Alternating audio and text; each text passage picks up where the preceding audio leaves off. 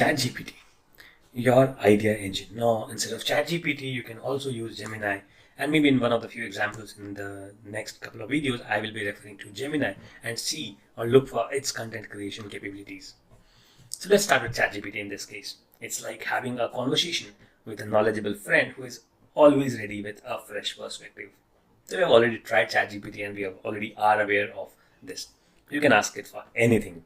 Blog post ideas, social media captions, video topics, you name it, and ChatGPT does it for you. Now let us ask ChatGPT to generate a list of 10 creative blog post ideas on sustainable living. So that's my ChatGPT, and I asked ChatGPT to create a list of 10 creative blog post ideas on sustainable living. I get 10 ideas with small brief about each of the particular ideas. Great. Right from DIY home projects for a greener living space, ultimate guide to a zero waste grocery shopping, how to create a sustainable wardrobe, urban gardening, and so on. See, in just seconds, you have a list of potential topics to explore. Now, you might need to narrow it down. All of the 10 different topics are coming from 10 different areas, and you might want to focus on a particular niche or a particular area of your interest. So what do? We ask ChatGPT to define the list based on our specific interest or target audience. What do? So let's say out of the given 10 options, I select the topic of my interest or the topic that I love or I connect well with.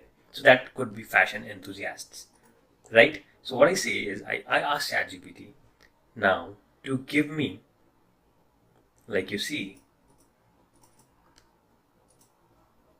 okay. So we generate a list of 10 creative blog post ideas on sustainable living for fashion enthusiasts looking to add new items to the wardrobe.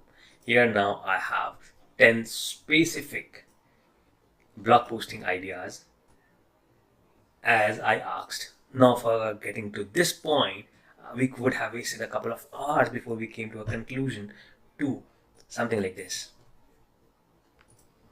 Now that we have the list, we either refine further or we have got what we wanted and we move to the next steps. So we ask ChatGPT to generate an introduction that will hook our readers on the selected topic.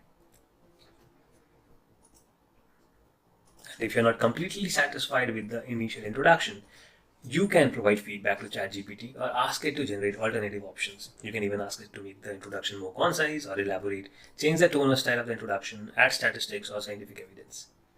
Once you're happy with the introduction, you can use ChatGPT for other parts of the blog post.